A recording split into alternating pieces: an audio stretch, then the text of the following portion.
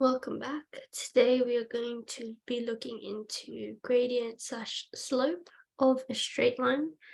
So this will be a little review from Year 9 content.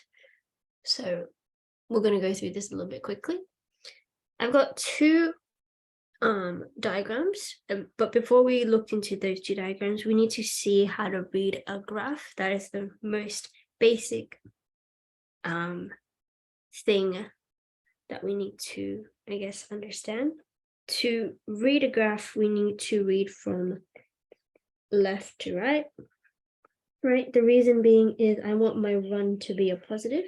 The reason why I want my run to be a positive is in Year 9, you talked about gradient being the formula as rise over run. See how the run is my denominator? It'll be nice if my denominator is just a positive number. Okay, so if I look at the two diagrams here, right, if I look from left to right, it's going up. That means it's a positive gradient. If I go from left to right for this one right here, it's going down. So that means it's a negative gradient. Okay. All right.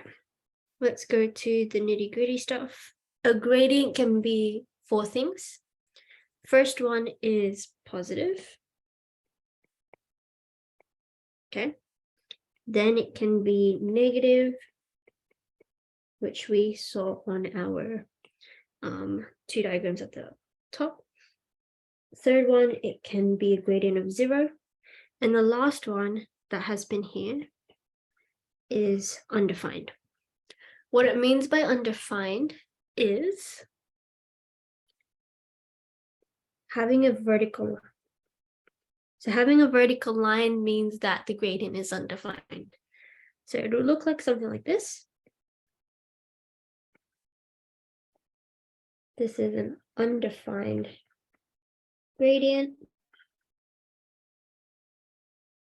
Now, for a 0 gradient, it'll be the other way around.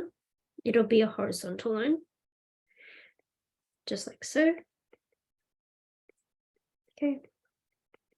So those are the 4 types of gradients that you can have. And that's what an undefined gradient would look like, as well as a 0 gradient would look like. Let's go into our important formulas. We talked about it in the beginning. The first one is gradient equals to rise over run. Right? And the other formula for a gradient is something that we're going to learn now, which is gradient equals to y2 minus y1 all over x2 minus x1.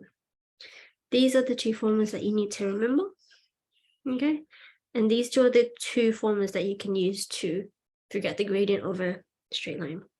Now, my little tip here is normally what I would do is I would use the rise over run on a graph. So if you get given a graph with the points and the line and get asked to find the gradient, I would use rise over run, because then you would be able to count, well, how many boxes is the rise and how many boxes is the run. Okay. For this one right here, the new one that we haven't looked at that much, I would suggest you would use this when you are given 2 points in a question. Okay. All right. That is the two formulas. Example 1. Find the gradient using gradient equals rise over run.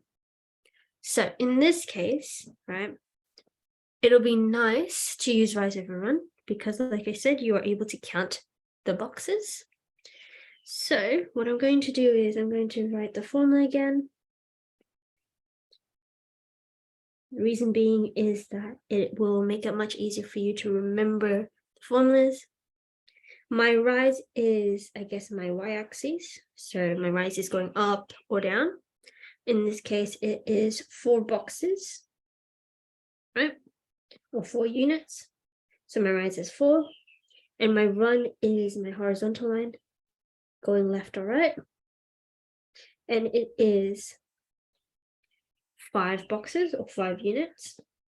And that's it. Another way to represent gradient, if you are too lazy to write gradient down, you can write it down as m. Okay, so that's the first example, very easy. Second one is given 2 points and you're trying to find the gradient of the line. This one will be working really, really well with this one right here. M, or gradient, equals y2 minus y1 all over x2 minus x1. So this formula here is very good when you get 2 points, just like this example. Now, to figure out which one's my y1, y2, which one's my x2, x1, very easy. Again, let us label. So that's x1, y1, x2, y2. Now what I'm going to do is, all I do, substitute it into my formula. My y2 is 10 minus, so for the formula, minus my y1, which is 4, all over my x2 is 2 minus, okay, when there's a negative, be careful. Try and put it into another bracket of its own, just like this, just so that you know that it's separate, okay, and you don't get confused. Then what I'm going to do is I'm going to circle these two negatives where they're close together. A negative and a negative turns into a positive. So I'll do that. You can put this into the calculator, or you can just work it out yourself. 10 minus 4 is 6 all over 5. So my gradient here is 6 over 5. Okay, that's it. I'll see you in the next one. Bye.